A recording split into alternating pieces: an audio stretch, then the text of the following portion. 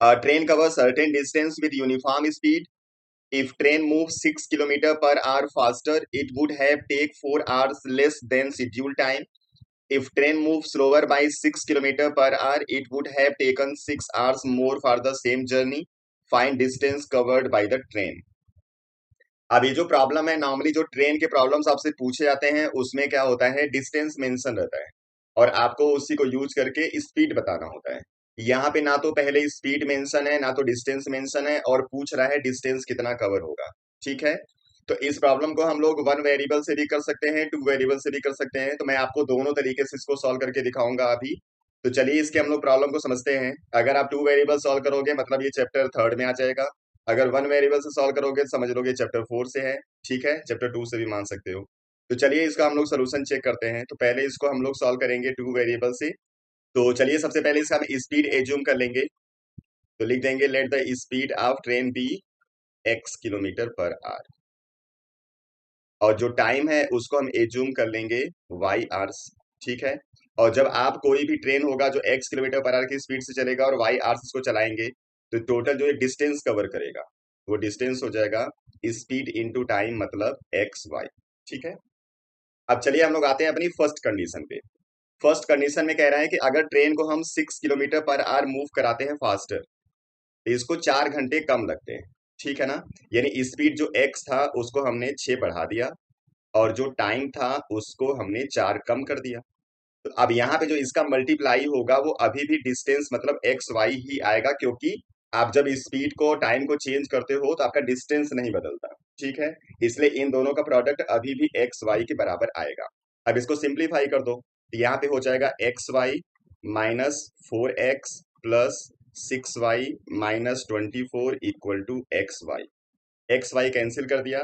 इसको 2 से हम छोटा भी कर सकते हैं, -2x plus 3y equal to 24 इधर भेजेंगे पॉजिटिव हो जाएगा और 2 से छोटा कर रहे हैं इसलिए 12 हो जाएगा। ठीक है, this one is equation number 1।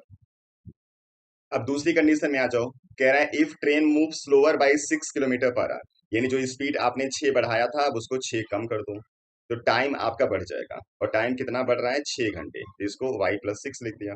अभी भी इसका जो प्रोडक्ट आएगा वो डिस्टेंस आएगा, मतलब एक्स वाई के बराबर। ठीक है, अब इसको सिंप्लीफाई कर दो। X y plus 6x minus 6y minus 36 equal to x Y.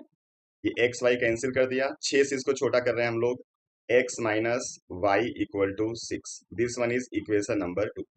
अब आपके पास दो इक्वेशन आ गए हैं टू वेरिएबल के, इनको सॉल्व कर लो, आपको स्पीड मिल जाएगा और टाइम, और स्पीड और टाइम से आप फिर डिस्टेंस निकाल दोगे। ठीक है, तो इसको किसी मेथड से आप सॉल्व कर सकते हो। मैं यहाँ पे इसको सॉल्व करने जा रहा हूँ एलिमिनेशन मेथड से, इसलिए इक्वेशन नंबर 2 को हम मल्टीप्लाई करेंगे। अगर y को आप इक्वल करना चाहते हो तो 3 से, और x को इक्वल करना चाहते हो तो 2 से, तभी हम इसको 2 से मल्टीप्लाई करेंगे।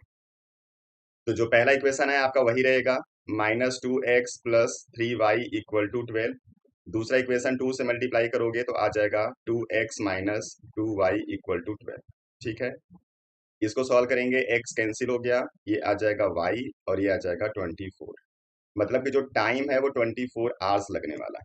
ठीक है, अब इसको किसी भी इक्वेशन में यूज कर लो, आपको x मिल जाएगा। तो हम लोग इक्वेशन यूज कर रहे हैं सेकंड वाला, x minus y equal to 6। Y की जगह 24 यूज करोगे, ये हो जाएगा 6 प्लस 24, आ जाएगा 30 किलोमीटर पर आवर। ठीक है, मतलब आपको स्पीड मिल गया, टाइम मिल गया। अब यहाँ से डिस्टेंस कैलकुलेट करने के लिए हमको स्पीड इंटू टाइम करना है। स्पीड है 30 और टाइम है 24, दोनों को मल्टीप्लाई कर देंगे तो ये आ जाएगा 720। तो 720 किलोमीटर पूरा इसका डिस्टेंस आ जाएगा, और यही आपसे पूछा गया है। ठीक है, तो ये कैलकुलेशन पूरा हो गया आपका टू वेरिएबल से। अब इसी को चलिए हम लोग सॉल्व करने जा रहे हैं वन वेरिएबल से, तो उसको देखिए कैसे सॉल्व करेंगे। अब वन वेरिएबल से सॉल्व करने के लिए हम लोग स्पीड को एज्यूम करेंगे यहाँ पे x, और यहाँ पे जो डिस्टेंस होगा उस डिस्टेंस को भी हम एज्यूम कर लेते हैं d। इसकी जरूरत नहीं है, बस हम इक्वेशन लिखेंगे तो d यूज करेंगे, बाद में इसको हटा देंगे। ठीक है, तो अब यहाँ पे अगर दो अलग अलग हम टाइम लिखें फर्स्ट कंडीशन के लिए, तो एक टाइम जब हमने डिस्टेंस और स्पीड को सेम रखा हुआ है, हम लोग स्पीड को चेंज नहीं कर रहे हैं, तो जो t1 होगा वो हो जाएगा डिस्टेंस बाई स्पीड, मतलब d बाई एक्स। और t2 टाइम हम लिखेंगे जब हमने स्पीड को चेंज किया है, और स्पीड को किया क्या है, 6 किलोमीटर पर आवर फास्ट किया है, तो जो इसका टाइम आ जाएगा वो हो जाएगा d बाई एक्स प्लस 6। अब इन दोनों के टाइम का जो डिफरेंस है वो 4 आवर्स दिया गया है, ठीक है। इस लेस और मोर से कोई मतलब है नहीं, यहाँ पे बस आपको जो बड़ा टाइम होगा उसमें से छोटा टाइम माइनस करना होता है और जो डिफरेंस आएगा टाइम का वो लिख देना होता है, ठीक है। हमेशा यही हम लोग करते हैं। अब यहाँ पे ये x की स्पीड से चल रहा है, ये x+6 की स्पीड से चल रहा है, मतलब कि ये स्पीड बड़ा है और जब स्पीड ज्यादा करोगे तो टाइम कम आएगा, मतलब कि t2 छोटा है और t1 बड़ा है। इसलिए आपको जब डिफरेंस लिखना होगा तो हमेशा बड़ा टाइम माइनस छोटा टाइम करना है, याद रखिए, बस यही आपको चेक करना है। तब लिखोगे d/x माइनस d/x+6 और टाइम का डिफरेंस कितना है पहली कंडीशन में 4, ठीक है। अब यहाँ से एक इक्वेशन बन जाएगा, d को कॉमन कर देते हैं, लिखोगे 1/x minus 1/x+6 equal to 4।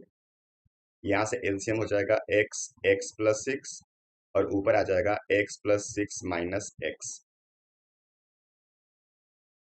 ये x कैंसिल होगा। यहाँ से d इक्वल टू आप लिख सकते हो 4 मल्टीप्लाई x+6 मल्टीप्लाई x और नीचे 6, ये पहली कंडीशन आ गई। अब हम ऐसे दूसरी कंडीशन लिखेंगे। अब दूसरी कंडीशन में क्या हुआ, जो t1 हमारा है उसको तो हम यही रखेंगे d/x, no change in speed.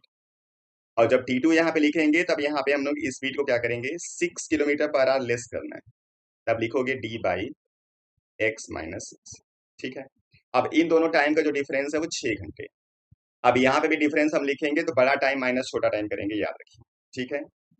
अब यहाँ पे क्या होगा कि जब आप स्पीड को कम करोगे तो टाइम बड़ा हो जाएगा, इसलिए t2 यहाँ पे बड़ा है। जब यहाँ से डिफरेंस लिखेंगे तो आपको t2 माइनस t1 लिखना पड़ेगा, ठीक है, याद रखिए। तो लिख देंगे हम लोग d/x minus 6 minus d/x equal to आएगा 6 घंटे।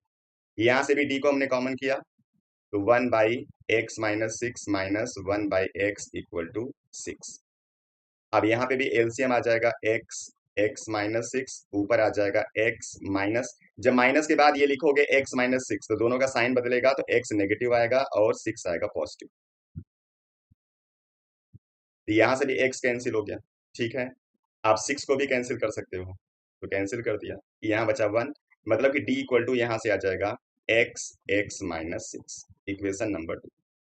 अब यहाँ पे हम लोग क्या करेंगे, फर्स्ट इक्वेशन और सेकंड इक्वेशन दोनों d इक्वल टू लिखा हुआ है तो इन्हीं दोनों को इक्वेट कर देना, ठीक है, आपका ये सॉल्व हो जाएगा। चलो इक्वेट कर दो। एक तरफ आपने लिखा हुआ है x माइनस 6 और दूसरी तरफ लिखा हुआ है 4x+6 और बाई 6। ये x कैंसिल हो गया, चाहो तो इसको आप छोटा कर लो, छोटा नहीं करोगे तब भी आपका काम हो जाएगा। 3 से इधर मल्टीप्लाई करोगे तो हो जाएगा 3x minus 18 equal to 2x+12, ठीक है। x को इधर भेज दिया, 18 को इधर, तो आप लिखोगे x इक्वल टू 30, ठीक है। तो यहाँ पे स्पीड आपको 30 मिल गया, ठीक है। अब इस स्पीड की वैल्यू किसी भी रिलेशन में यूज कर लो जिससे d आपको मिल जाए, तो आपका आंसर हो जाएगा।